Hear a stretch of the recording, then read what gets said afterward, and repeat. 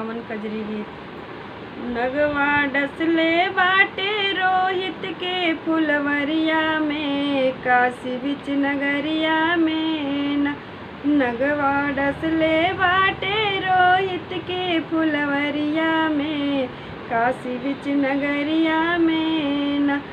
रोहित तोड़े गईले फूल, नगवा डसले बा जरूर रोहित तोड़े गईले फूल, नगवा डसले बा जरूर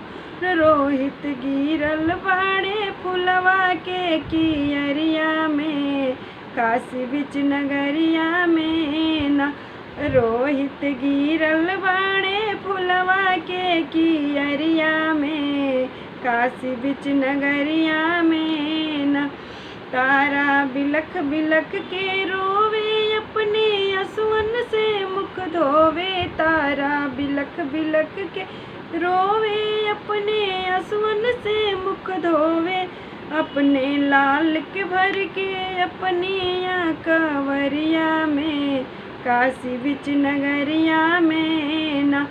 अपने लाल के भर के अपनी कंवरिया में, काशी बिच नगरिया में न तारा साड़ी लिहली फाड़ ओकर कफन लिहली बनाए, तारा साड़ी लिहली फाड़ वो कफन लिहली बनाए, रानी गोद में लेके गईली सामसनिया में, काशी बिच नगरिया में न